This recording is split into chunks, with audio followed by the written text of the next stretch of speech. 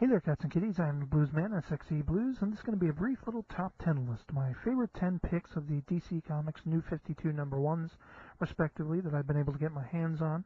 Now, let me start off by saying I have not been able to get my hands on all the number ones I wish I could have. Most notably, Red Hood and the Outlaws, as well as Justice League Dark. These are books that just don't seem to be mainstream enough for my local Barnes & Noble to get them. And adding to that, also limited funds, and the fact that I live in America's boondocks, Florida, essentially, where we get everything about 2 weeks after it's been released.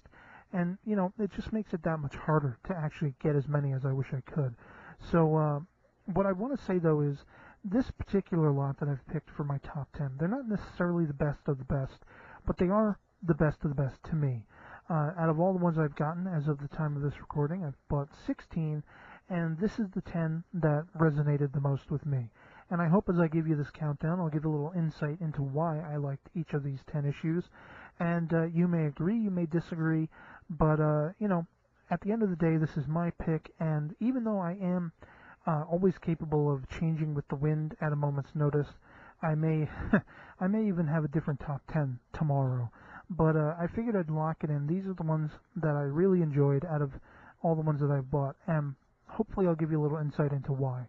So let's go ahead and jump right in with number 10, Nightwing. With this particular book, I just really enjoyed the overall look and feel of it. It has some dark, brooding elements. It has some lighter, happier elements. And just seeing Dick Grayson back, you know, true to form as Nightwing, getting refamiliarized with that, you know, part of himself, as well as when he, you know, has to confront Haley Circus, confront his past, essentially. He has the courage to do it. And the overall feel of the book just really spoke to me. You know, the sort of intriguing ending, you know, the cliffhanger ending, as I referred to it in my review of the book, you know, it is intriguing to me, but it's the overall feel, the atmosphere of the book that actually puts it at my number 10. So, moving on to number 9, we have Batman and Robin. And moreover than anything else, this particular issue, it was the psychology between Bruce Wayne and Damian Wayne, respectively.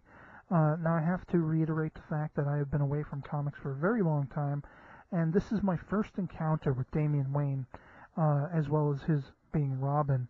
And so I know, you know, there's a chance that people have seen this before. I think, you know, for a while now it's been Dick Grayson as Batman with Damian Wayne as Robin. And so I don't know if they've actually delved deeply into the psychology of those two, trying to be a superhero team, like they did in this particular book. But, and I have seen some complaints to that effect, that, you know, Bruce Wayne and Damian, they don't get along, and this is rubbing some people the wrong way, but this is actually the point of interest for me. I wouldn't think, you know, a father and son would readily make a good superhero team, and it is very intriguing to see their points of contention between them. And that playing out is what keeps me intrigued, so I hope they continue that with this particular book. But that is why number 1 of Batman and Robin is my number 9 choice. Moving on to number 8, we have Superman. Now, for this particular book, the familiar elements really outweighed the unfamiliar and new aspects of it. Yes, we're ushering in a new Daily Planet, but much akin to Clark Kent himself in the book, we, the reader, are the stickler. We have ideas about the way things should be, and we're not too sure of changing times. And this book is really about changing times, moving ahead, moving forward, and the perspectives of, you know, characters like Lois Lane as opposed to Clark Kent, which are both really in conflict. And what I'd like to say, a little commentary about the issue, is I have seen some complaints about the dialogue of Superman and things like that, and some of the art being a little sketchy. But frankly, you know, this is the first issue. I'm very readily aware of where they're going to be going, you know, the potential they could reach. And I'm not, you know, going to curtain call it on this first issue because of a few little questionable dialogue bubbles that Superman happens to utter. It wasn't that big of an issue for me, and I thought it was an overall good book, so that's why it's my number 8 choice. Moving on to number 7, The Flash. What can I say about this book? Barry Allen is back on the scene, and he's decked out in that old familiar scarlet speedster suit we all know and love, and with a sort of interesting little WTF mystery toward the end of the book, as well as seeing news hound Iris West chomping at the bit for a new exciting story and chasing down Barry for said story. It has familiar elements that just ramp up my love for the character. And as someone who hasn't read a lot of, The Flash, and still, looking to Barry Allen being the number one version there is, this has everything I want from it as a fanboy. So, what more is there to say, essentially? This is why The Flash is my number 7 choice. Moving on to number 6, Teen Titans.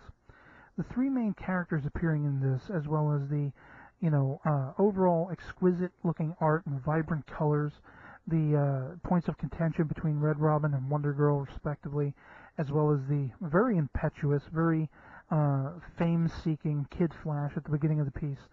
All of these things really just hit home and just made it really, really fantastic to me.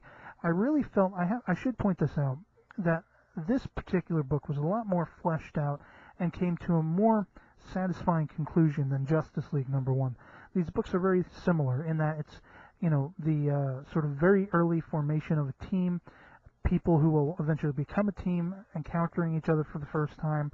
But I just felt this one was a more fleshed out version. If Justice League had been a little more like this, it would be on this top 10 list, but sadly it wasn't. So thus, Teen Titans takes number 6. Moving on to number 5, Detective Comics. As I said in my review of it, nostalgia is king with this one. Everything about it carried an oh-so-familiar feel to it, yet there was some added surprises in the, whatever these plans are by the Joker. And that last page is just a big WTF.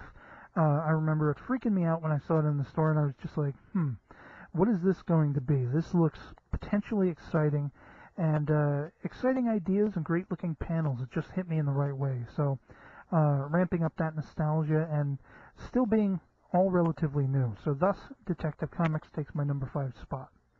Moving on to number 4, Wonder Woman. I love the dark, mysterious feel this book carries with it. It's much akin to like a stormy day, and Diana, aka Wonder Woman, is very much the lightning bolt striking from the clouds.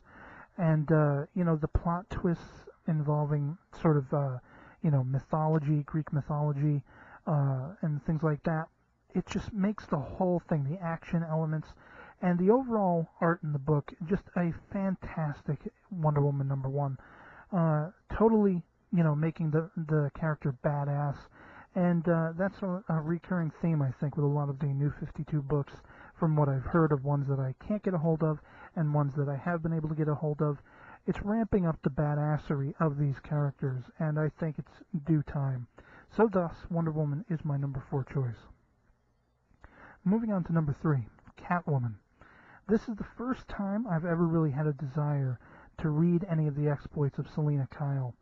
I've always been intrigued by Catwoman, but I've never really seen her done to a point that really attracted me, other than perhaps, TV and film. In comic book form, the art and style of this book, it sort of carries a whimsical, yet very realistic sense to it, I think. And all of these things put together, plus the action elements, and just the way, the overall art of the book, it just puts it above and beyond for me. I am in love with Catwoman now, put it that way, because of this book. And I really am anxious to see where it goes beyond issue #1. So thus, Catwoman is my number 3. Coming in at number 2 is Aquaman. What can I say about Aquaman? Arthur Curry is at a crossroads, perhaps, but he seems to be ready to make his mark on land, and he seems to be ready to equally show just what a bamf he is. And but the thing about this particular thing is, I like how it actually sort of looks at the disrespect the character has gotten, and it laughs in the face of it, essentially. Arthur Curry himself, he's ready to take on the world at large. He's ready to prove himself, even though it may be somewhat of a uphill battle for him. He's ready to show that he has the chops to be a full-on superhero, and that all along he should have been gaining that kind of, respect that other characters like Superman, Batman, Green Lantern, all these characters have been getting. And I've always seen Aquaman as a character that could show true potential if done right, and I feel like with this first issue, it's the most promising show of being done right in a long time. So thus, Aquaman is my number 2 choice. Moving on to number 1, if you have been a friend of mine or you've seen any of the comments I've left on other videos, or perhaps seen comments I've made over on Facebook, you would probably guess what my number 1 choice is, but it is in fact, as you are seeing on the screen, Action Comics number 1. Now, I've been seeing some people are having a problem with this new take on Superman, and referencing the fact that the writer Grant Morrison's more akin to writing Batman, and thus this is a darker take on Superman, and all of these things, which seems to be a point of contention for comic book fans. And ironically, I think it's interesting because this is very much more akin to what the character was in his origins in the 1930s. And for me, that excites me. The idea of the potential of this character starting off sort of gritty, starting off very realistically, I think, as I said in my review of the issue, having the potential to become this sort of, stalwart, compassionate Superman in the future, the Christopher Reeve-esque Superman. Being able to see that transition happen is a very exciting thing to me. And for me personally, I just was really excited about this new take on Superman in reading the issue. I've enjoyed the hell out of it. A sort of, hearkening back to the old school version of Lex Luthor. He's no longer, a guy seeking land like he is in the movies. He's more of a he's got a scientific edge to him now, and this is just overall that much more exciting. So, thus, Action Comics is, of course, my number 1 pick. And so that is basically it, cats and kitties. This is my top 10 look at the DC Comics New 52 issues number 1.